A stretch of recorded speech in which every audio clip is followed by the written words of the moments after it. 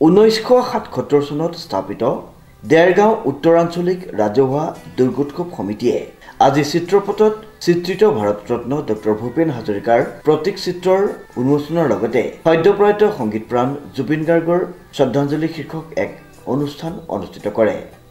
হয়, দেৰগাঁও উত্তৰাঞ্চলিক ৰাজহুৱা দুৰ্গোৎসৱ 1977 চনতে আমি স্থাপিত এটা সামাজিক ধাৰ্মিক অনুষ্ঠান।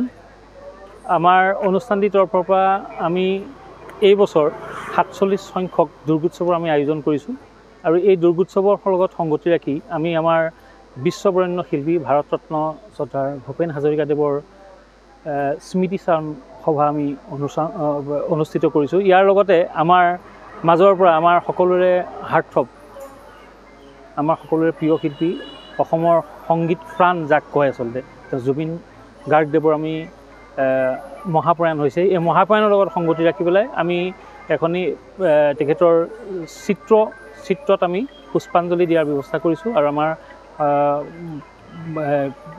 উত্তৰ আঞ্চলিক ৰাজহুৱা দুৰ্গোৎসৱ সমিতিৰ তৰফৰ পৰা তেখেতলৈ আমি সশ্ৰদ্ধ শ্ৰদ্ধাঞ্জলি জ্ঞাপন কৰিছোঁ। আৰু এই যি শ্ৰদ্ধাঞ্জলি প্ৰক্ৰিয়া আজি আৰম্ভ হৈছে, এই শ্ৰদ্ধাঞ্জলি প্ৰক্ৰিয়া আমাৰ দুৰ্গোৎসৱৰ অন্তিমটো দিনলৈকে চলি থাকিব। আমি এইখিনিতে আপোনালোকক জনাব বিচাৰোঁ যে আমি তেখেতৰ মৃত্যুৰ দিনৰ পৰা আজি পৰ্যন্ত এই আমাৰ যি আপোনাৰ শ্ৰদ্ধাঞ্জলি অনুষ্ঠান আছিলে, সেই শ্ৰদ্ধাঞ্জলি অনুষ্ঠান আমি চলাই ৰাখিছোঁ আৰু এই প্ৰক্ৰিয়া আমাৰ অন্তিম দিনটোলৈকে চলি যাব।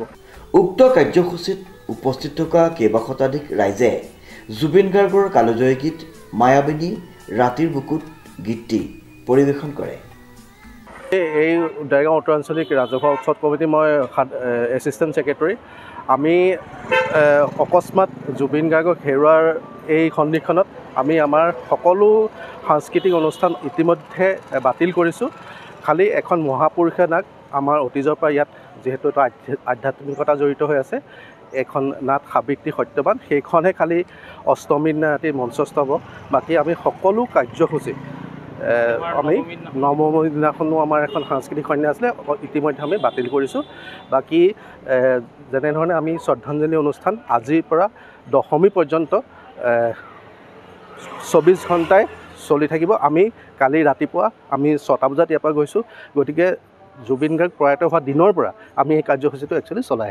উক্ত কাৰ্যসূচীত দেৰগাঁৱৰ কেইবাজনো বিশিষ্ট ব্যক্তিয়ে অংশগ্ৰহণ কৰে। মই এজন সদস্য, গতিকে আমাৰ এইবাৰ এনেই পূজাভাগ আমাৰ খুব কৰি কৰা হয়, কিন্তু এইবাৰ জুবিন গাৰ্গ আৰু এইপিনে ভাৰতৰত্ন ভূপেন হাজৰিকাৰ কাৰণে আমি গোটেইখিনি চমুৱাই দিলোঁ। গোটেইখিনি যিমানখিনি কৰিব লগা হয় সেইখিনি কৰা নহ'ল, গতিকে ইয়াকে ইমানখিনিতে আমি কৰিম। উত্তৰাঞ্চলিক ৰাজহুৱা দুৰ্গোৎসৱ 1977 পৰা আচলতে দুৰ্গা পূজাৰ লগতে এখন সাংস্কৃতিক মঞ্চও দি আহিছে সকলো ল'ৰা ছোৱালীক। এতিয়াৰ পৰা নহয়, আচলতে 77 পৰা এতিয়া আমাৰ 2027ত 50 বছৰ হ'ব। এই 50 বছৰে আমি পূজা ভাগৰ লগতে এখন মঞ্চ সকলোকে দিবলৈও চেষ্টা কৰিছোঁ। সাংস্কৃতিক এই জগতখনৰ লগতো আমি জড়িত হৈ আছোঁ। যিহেতু জুবিন গাৰ্গদেৱৰ অকাল বিয়োগে আমাক যথেষ্ট মৰ্মান্তিক কৰি তুলিছে, এক আঘাতৰ সৃষ্টি দিছে আমাক সকলোকে, এক ভাবিব নোৱাৰা দুখ। সেইকাৰণে আমি যি অতীজৰ পৰা চলি আহিছে সেই সাংস্কৃতিক সন্ধ্যা আমি সেই মঞ্চ এতিয়ালৈকে বাতিল কৰিছোঁ। একো অনুষ্ঠান আমাৰ লগত ৰখা হোৱা নাই, কিন্তু এই অনুষ্ঠানৰ লগতে জড়িত হৈ যি এক মহাপুৰুষীয়া নাটৰ আয়োজন কৰা হয়, সেই নাটভাগিহে অষ্টমী নিশা আয়োজন কৰা হৈছে।